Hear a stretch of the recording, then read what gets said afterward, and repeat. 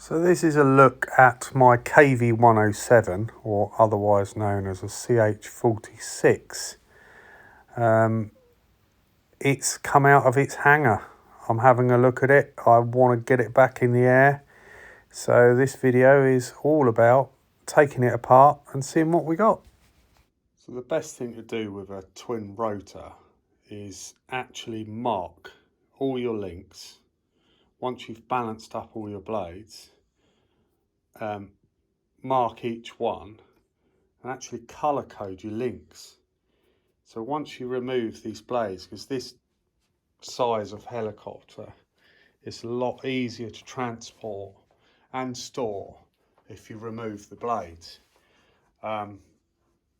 You can fold them up, but it is very awkward. So looking at the rear set of rotors, marked it with R3, and the link is marked with red paint as well. So change the colour per link. It's not a bad idea, not a bad idea to do that at all. And then the rotors just fall down. Unscrewing the Allen key,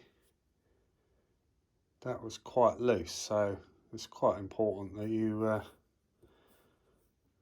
probably one this size and cost. I think you should take your time and put the thing together on the day of flight, making sure you add thread lock, let it go off for about an hour and then enjoy your flight. Then simply pull off the head, and there we are. You've got a locating stud there, which corresponds to the top of the head. Now be careful of that, because it is meant to move around. It's not a solid stud. So let's just look at the front one as well. Just look at the front one as well. As you can see, it's like a roll pin. Let's just come away a bit. It's just a standard pin, really. It's good as a locator, so keep an eye on those. Probably put some tape around them when you when you remove the body. So to remove the fuselage, you're lifting up the front first and then off. Obviously I've removed the bottom cover. There's the old transmitter wire that's no longer required, because I'm going 2.44 gigahertz on this. And there she is. Beautiful, absolutely beautiful. Right, let's pop that down somewhere safe.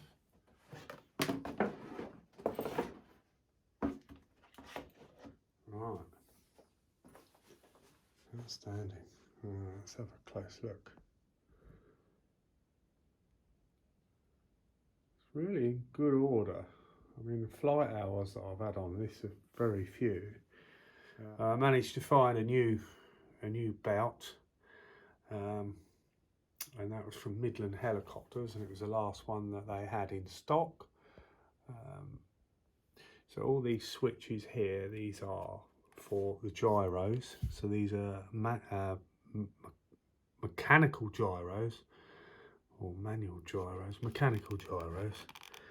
So they make a hell of a noise. They work very well.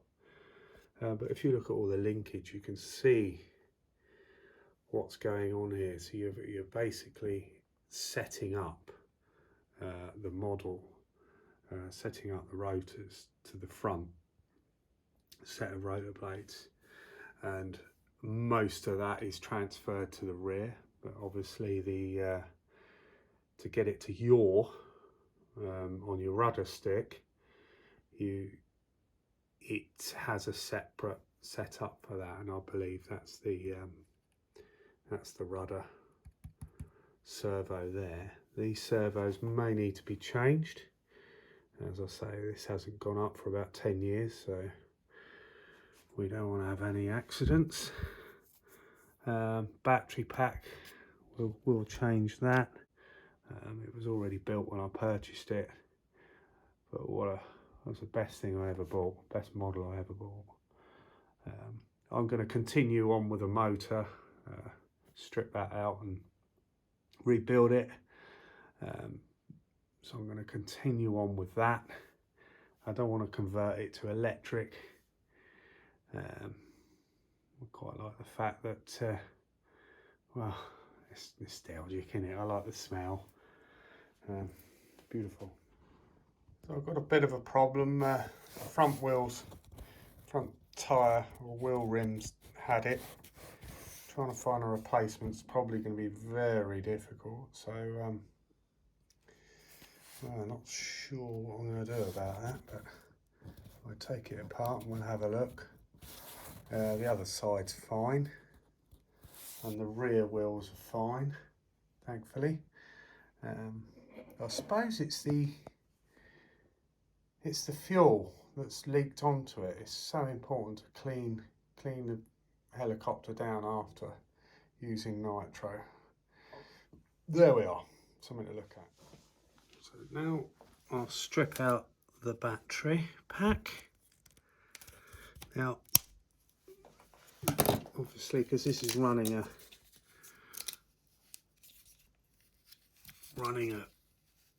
an engine, the battery pack doesn't have to be that big.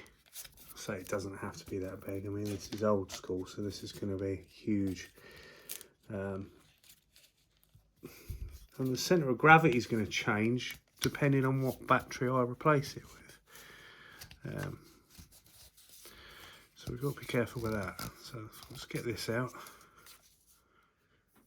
So I'll just cut the battery pack off, RX pack off. And what was it? It was a 4.8 volt, 700 milliamps. And I think I probably used to fly this around for about half an hour with the old school gyros. I mean, the servos, being non-digital analog servos, use less power anyway than digital ones, but wow, there we are, 4.8 volts. Anyway, the new receiver that I'm going to be putting in can put up with up to 11 volts.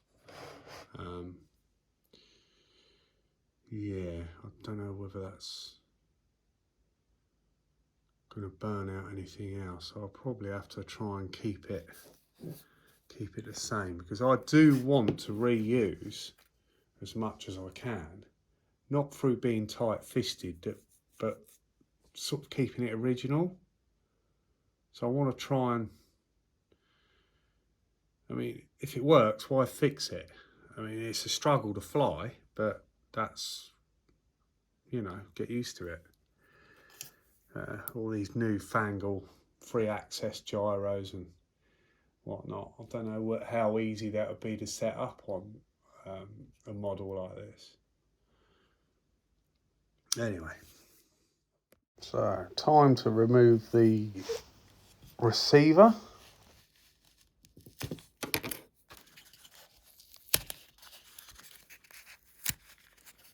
Look, the old crystals. 81. Wow. There's the old crystals. So what was it? Futaba pulse code modulation system. 1024. 35 megahertz. How many channels are we using? 4, 6, and battery. That's 5 channels. That's all it's using really, and the battery. Unbelievable. Well, there we are. Just think how many channels you use nowadays. No, beautiful. Right. So let's free up the wire tidy.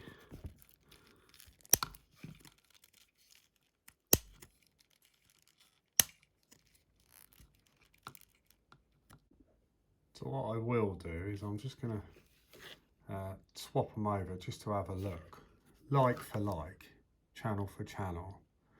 I believe the radio link, it's quite a good receiver. I use it in 2 other helicopters, sort of, they're only 450 class, but I believe this is very similar to the Spectrum setup, so it's probably not going to work, but worth a look. That's what this is all about, trial and error. So I've swapped it all over like for like, and I remember to get this to pair with the radio, or bind, I need to use channel 3 or plug 3 for battery, and I've gone for into 9. So just to bind it to the radio, I will swap it over with number 3 and just see what happens. I need to read the manual again, I think, to make sure. I mean, you should be able to put a battery in any port really to charge it, to run it, but maybe not. Maybe I'm wrong. So that is what I'm going to do. Just to bind it, I will stick it through into 3 after reading the manual. So I will return to this section. So before I put it in the hanger, I was quite cunning to write down all the values that was on the radio. That way I can input them best I can the new way. I will probably make a lot more changes because things are a little bit different nowadays, aren't they? There we are. Look at all this. Gyro for elevator, gyro amplifier. So that's in the back here. So we've got a gyro amplifier in the back here. So what have we got? We've got a gyro rudder. So that's the rudder gyro. And then we've got elevator gyro there. That's interesting. There we are. Like I say, it's been about 10 years since I've looked at this. Totally forgotten about it. Hangered it and left it. Criminal really, isn't it? Anyway, she's still in one piece at the moment, and I've got her back. Got her back out. There we are. So you've got switch for the main battery, and then you turn on each gyro. I'm starting to remember now. Turn on each gyro individually. That way you can isolate a gyro if you don't want it. I wouldn't have thought that would be something that you'd ever do, but there we are. Now, so the tail belt, the length of that. So what is it? 1500 3M7. If I've read that right, that is what you need if you want to build this or have one and you're looking for the belt. That's what you need. Instruction manuals, I mean these are online in photograph form, PDF. You know, very lucky to own my own, but there we are. I think if you've got the helicopter you should actually have your own, but there we are. Fantastic bit of kit. It's got all part numbers at the back as you would expect. So it's a KV-107, or otherwise known as a CH-46. So you've got two wheels at the back and a single nose wheel at the front. Unlike the Chinook, where you've got four wheels back and front, or 8 in total. So there's all part codes and such like in here, which is good to have, but chances are nothing's available. I think a lot of the parts on this, especially I think the front mast, main mast, I think that is Hirobo shuttle. I think a lot of it was Hirobo shuttle in swash plates and things like that. But, well, however, this swash plate is technically fly-barless. Well, it is a fly-barless. Certainly worth a good look. So the old servos, so the S9201s.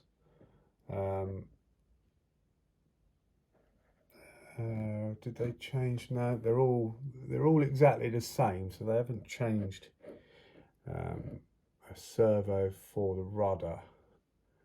There's no interest in quick flicks or anything like that. This is not a stick banging helicopter. This is purely sort of scale flight, and trust me, with those rotor blades, you can get into some stalls on turns quite quickly. So it is I've done some fast flight with it years ago and had some very close crashes.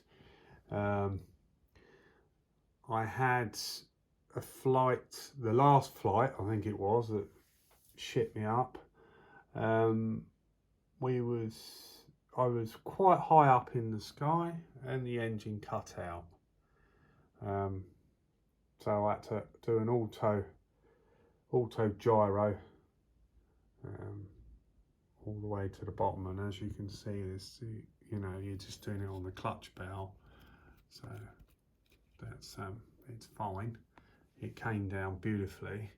I don't know how far up I was, 300-400 foot. It was quite high, and then the engine cut out. I had fuel.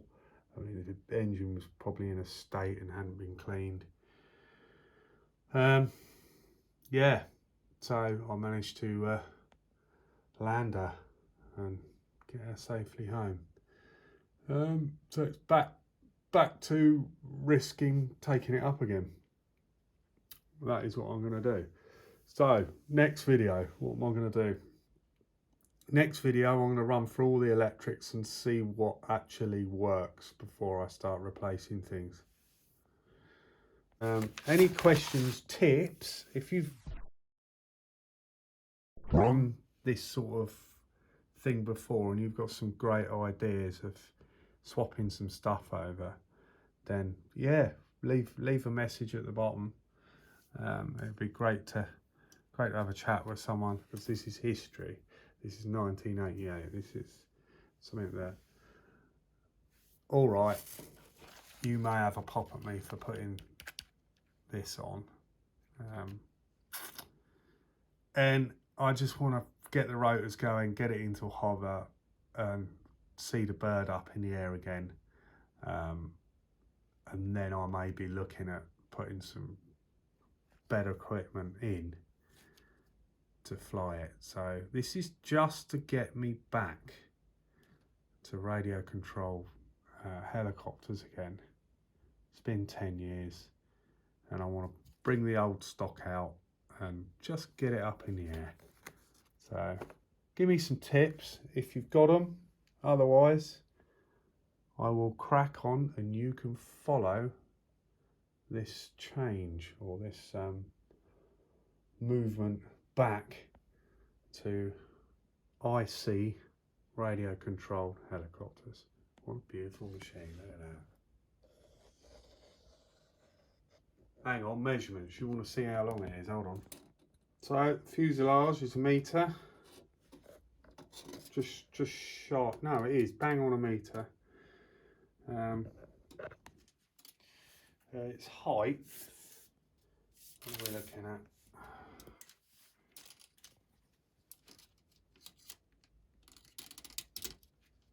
So what are we looking at? Ugh. To the rotor blade is 400. So 400 high. Main rotors when they're out are 1.7.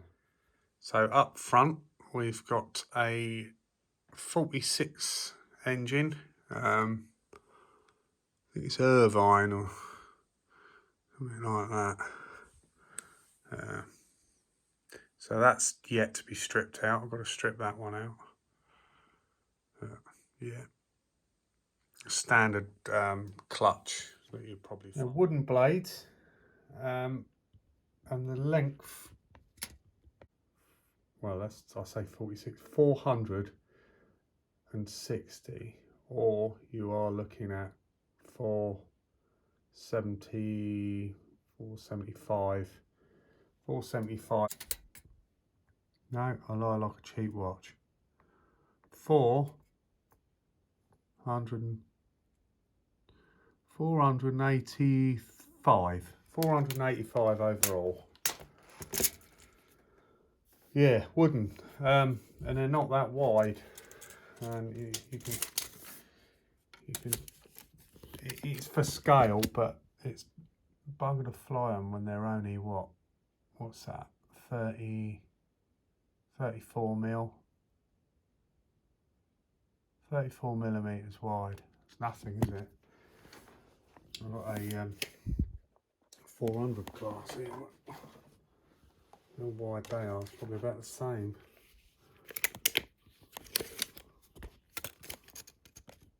Not far off. That's a 400 class. So, yeah, could do with some bigger blades, really. Again, give me some ideas, if you've got any, of what blades I should be putting on this to make a better flight.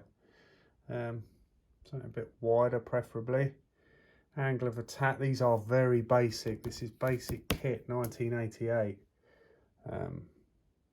So let's get the discussion going. So that's the KV-107 first day out of hangar. What are we going to do? I'm going to get a new battery pack. I might have one in a drawer somewhere. So the next video will be basically having a look at the electrics, the servos and whatnot, and seeing where we're going. So having a look at the linkage and the servos. So what have we got? So this one's obviously for the engine. So that's your fuel servo. Then what have you got in the middle there? That is your, what's that? That's the elevator servo. That then is your collective. Your rudder is at the front here, oddly, but if you trace it back, comes all the way back, then up to the rudder. However, it also needs to go to the front, so you've got a link that goes to the front that causes some rudder movement as well at the front, so it can spin on its own axis. You've got aileron servo here at the rear, and that is basically it for the linkage. It's amazing amount of linkage to get this going. Now obviously I'm going to need to take all this apart, check it all, make sure it's moving. The amount of linkage, I mean, this side's quite loose and this is quite stiff. the amount of slack that you're going to get for all these links. It's I don't know whether they made an up-to-date. That is solid, that one. So we're just going to have to go through the whole lot to free up any stiffness and make sure they're not too slack. Because the last thing you want is one of them popping off. Because that's it. That's good night. End of machine. Having a good roll round. It's he's put a bend in that.